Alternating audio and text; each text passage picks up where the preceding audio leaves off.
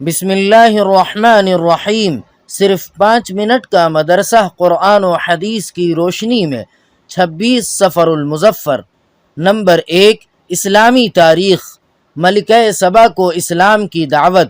حضرت سلیمان علیہ السلام کے زمانے میں قوم سبا پر بلقیس نامی عورت حکومت کرتی تھی۔ ان کی قوم اور وہ خود بھی کفر و شرک اور ستارہ پرستی میں مبتلا تھی۔ سورج کو اپنا سب سے بڑا دیوتا سمجھتی تھی۔ قرآن کریم میں ہے کہ حضرت سلیمان علیہ السلام کو اس صورتحال کی اطلاع ہدہد پرندے نے دی۔ حضرت سلیمان علیہ السلام نے ہدہد کے ذریعے ایک خط ملکہ کے پاس بھیجا، جس میں اس کو اور اس کی قوم کو اسلام قبول کرنے کی دعوت دی گئی تھی۔ جب یہ خط ملکہ سبا کو ملا تو اس نے اپنے درباریوں سے مشورہ کیا، پھر چند لوگوں کو بہت سارے ہدیے اور تحفے دے کر حضرت سلیمان علیہ السلام کے برحق ہونے کی آزمائش کے لیے ان کی خدمت میں بھیجا۔ جب بلقیس کے لوگ تحفے اور ہدیے لے کر پہنچے اور حضرت سلیمان علیہ السلام کی خدمت میں پیش کیا تو آپ علیہ السلام نے واپس کر دیا۔ جب یہ لوگ واپس ہو گئے تو ملکہ کو اس کی اطلاع دیتے ہوئے کہا، حضرت سلیمان علیہ السلام کی حکومت صرف انسانوں پر ہی نہیں بلکہ جنات اور پرندوں پر بھی ہے۔ نمبر 2، حضور صلی اللہ علیہ وسلم کا معجزہ، ٹہنی کا تلوار بن جانا۔ جنگ بدر کے دن حضرت سلمہ بن اسلم رضی اللہ تعالی عنہ کی تلوار ٹوٹ گئی اور ان کے پاس اب کوئی ہتھیار نہیں بچا تھا، تو رسول اللہ صلی اللہ علیہ وسلم نے ان کو ایک ٹہنی دی اور فرمایا، جاؤ اس سے قتال کرتے رہو۔ چنانچہ وہ حضرت سلمہ رضی اللہ تعالی عنہ کے ہاتھ میں تلوار بن گئی۔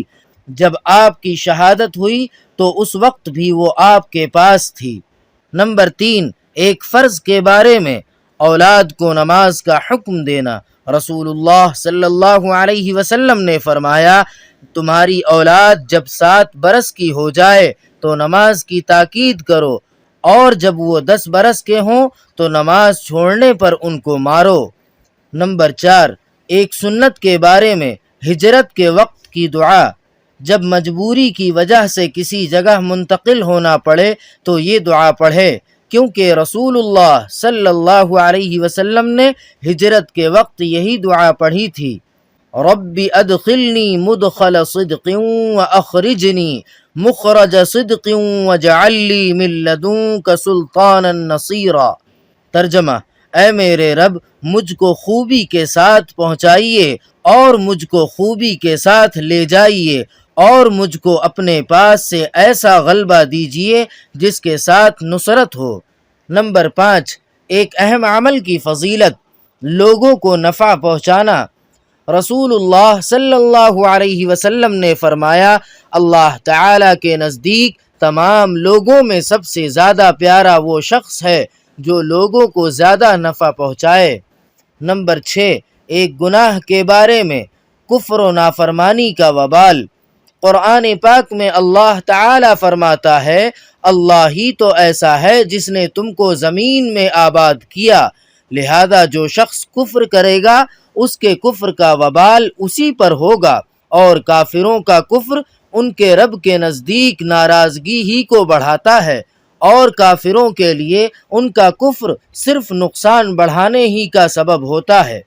نمبر 7، دنیا کے بارے میں، دنیا چاہنے والوں کے لیے نقصان۔ قرآن پاک میں اللہ تعالی فرماتا ہے، جو شخص آخرت کی کھیتی کا طالب ہو ہم اس کی کھیتی میں ترقی دیں گے، اور جو دنیا کی کھیتی کا طالب ہو یعنی ساری کوشش اسی پر خرچ کر دے تو ہم اس کو دنیا میں سے کچھ دے دیں گے، اور ایسے شخص کا آخرت میں کوئی حصہ نہیں۔ نمبر 8، آخرت کے بارے میں، زنجیر کی لمبائی۔ رسول اللہ صلی اللہ علیہ وسلم نے فرمایا، اس جمجمہ کنویں کے ارد گرد کسی پتھر کو آسمان سے زمین کی طرف چھوڑا جائے جس کی مسافت 500 سال ہے، تو وہ رات ہونے سے پہلے زمین پر پہنچ جائے گا اور اگر اسے جہنم کی زنجیر کے ایک سرے سے چھوڑا جائے تو اس کی انتہا تک پہنچنے کے لیے 40 سال تک لڑھکتا رہے گا۔ نمبر 9، طب نبوی سے علاج۔ گوشت کے فوائد۔ رسول اللہ صلی اللہ علیہ وسلم نے فرمایا، دنیا والوں اور جنتیوں کا سب سے عمدہ اور لذیذ کھانا گوشت ہے۔ فائدہ۔ حضرت علی رضی اللہ تعالی عنہ نے فرمایا، گوشت کھاؤ اس لیے کہ یہ بدن کے رنگ کو نکھارتا ہے، پیٹ کو بڑھنے سے روکتا ہے اور اخلاق و عادات کو سنوارتا ہے۔ نمبر 10، نبی صلی اللہ علیہ وسلم کی نصیحت۔ رسول اللہ صلی اللہ علیہ وسلم نے فرمایا، نماز کے لیے جب آؤ تو دوڑ بھاگ کر نہ آؤ، سکون اور اطمینان کے ساتھ آؤ۔ سبحان ربک رب العزت عما یصفون وسلام علی المرسلین والحمد للہ رب العالمین۔